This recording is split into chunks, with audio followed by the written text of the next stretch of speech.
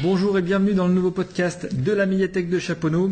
Alors, un podcast un petit peu particulier cette semaine puisque nous avons reçu samedi dernier, le 3 octobre, deux auteurs de l'association L'épicerie séquentielle, une association lyonnaise d'auteurs de bande dessinée, qui sont venus pendant 2 heures nous parler de leur projet des rues de Lyon, un mensuel de bande dessinée, un mensuel de récits complets, d'anecdotes lyonnaises.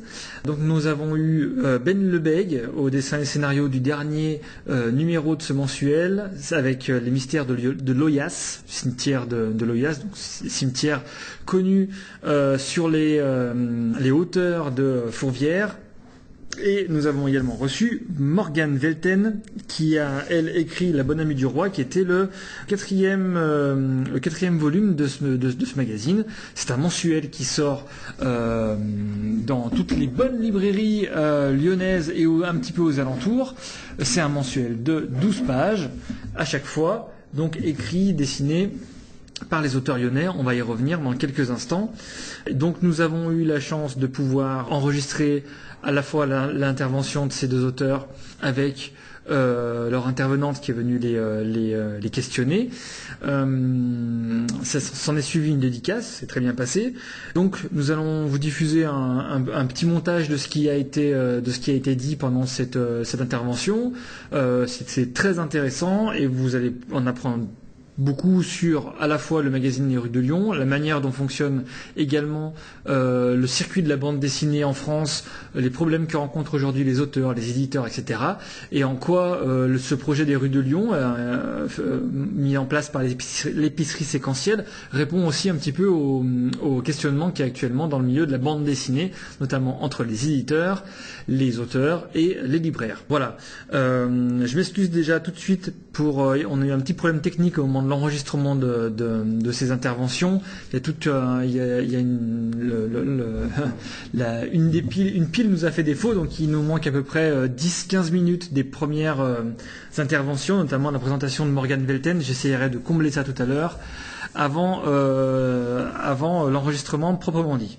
Avant de partir sur donc cette intervention de nos deux auteurs de bande dessinée, je voulais rappeler à votre bon souvenir les prochaines animations importantes que nous allons avoir à la médiathèque. Donc nous aurons le samedi 10 octobre notre Storytime in English à 10h30. Donc vous êtes habitués maintenant, vous connaissez le principe du Storytime. Une intervenante anglaise qui va vous parler sur un thème particulier de vocabulaire anglais. C'est pour les 7-11 ans, donc toujours gratuit et sur inscription. Samedi 10 octobre à 10h30. Ensuite, le samedi 17 octobre, nous aurons un temps du conte à 10h, comme d'habitude. Donc c'est une heure du conte un peu classique pour les 5-10 ans. Donc samedi 17 octobre. Pour ceux qui participent au Café Lecture, sachez que le prochain Café Lecture, ce sera le lundi 12 octobre à 14h. Voilà, et puis aussi pour rappeler à votre bon souvenir, c'est pas encore tout de suite, mais ça fait pas de mal d'en parler maintenant. Je parle de l'horrible séance évidemment, c'est la projection de 2 films fantastique horreur la veille d'Halloween, voilà, donc on est tout à fait dans le ton. Ça se déroulera donc vendredi 30 octobre à 20h et nous diffuserons à 20h The Conjuring, les dossiers Warren, film de Flip de James Wan, le mec qui avait déjà filmé, qui avait déjà sorti Saw au tout début des années 2000 et puis qui avait aussi sorti le très fameux Insidious. Ce sera suivi d'un autre film, donc double programme pour cette soirée. À 22h, on diffusera Jusqu'en Enfer, un film de Sam Raimi, qui est le réalisateur, entre autres, de Evil Dead. Pour ceux qui ont grandi dans les années 80-90 doivent connaître, je pense, Evil Dead. Pour les autres, vous connaissez Sam Raimi parce qu'il a tourné par la suite les 3 premières aventures de Spider-Man. Voilà, donc on va projeter donc 2 films. Le premier, Conjuring, qui est plutôt un film de maison hantée au premier degré. Le second, Jusqu'en Enfer, qui est plutôt une comédie horrifique, comme Sam Raimi le faisait de toute façon, l'a toujours plus ou moins fait dans ses films, notamment ses films fantastiques. Donc voilà, on en reparlera de toute façon dans un prochain podcast plus précisément, mais c'était important quand même de l'évoquer là tout de suite. On passe tout de suite à notre petite nouveauté CD, avant de parler donc de bande dessinée et d'entendre parler nos auteurs de bande dessinée. Je vais vous parler un petit peu de musique parce qu'on a reçu récemment une commande assez importante. Je signale assez rapidement les gros titres et les grosses attentes. Donc on a le dernier album de Cœur de Pirate, le dernier de Charles Aznavour, le dernier de Black M pour les plus jeunes d'entre nous. Nous avons également le dernier album des Foo Fighters, le dernier Kenji Girac, Grégoire également qui nous fait un disque de poésie sur l'enfance. Les derniers albums également des Hurlements de Léo, un album un petit peu particulier puisque c'est un album uniquement de reprise des chansons de Mano Solo. Mano Solo, c'était un chanteur de variété française qui est décédé il y a maintenant 4 ou 5 ans, je crois, assez jeune. Du sida. Voilà. Le dernier Géraud pour ceux qui connaissent. Le dernier Mika, évidemment, tout le monde connaît Mika. Le dernier Muse sera également dans vos bacs. Qu'avons-nous encore pour ceux qui aiment le rap français, le dernier album de Nekfeu qui a eu un bon et gros succès.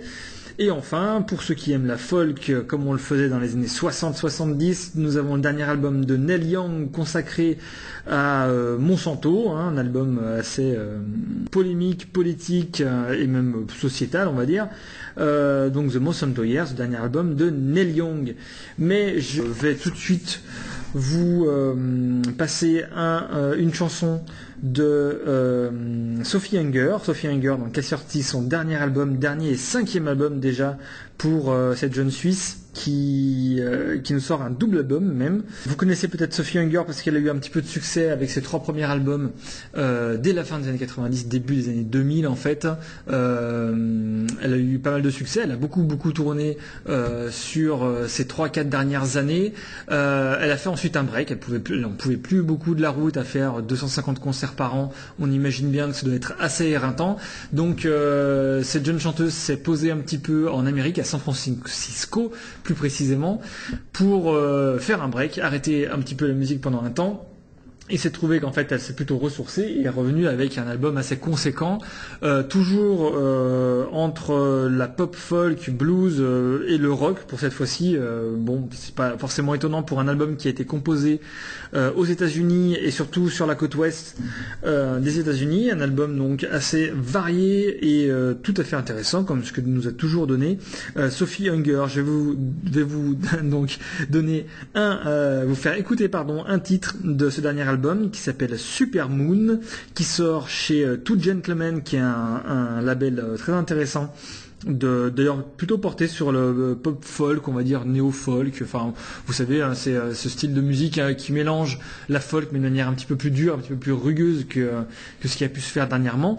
Donc je vais vous laisser tout de suite avec Sophie Hunger et on se retrouvera après pour discuter bande dessinée et pour écouter nos 2 auteurs qui sont venus samedi dernier.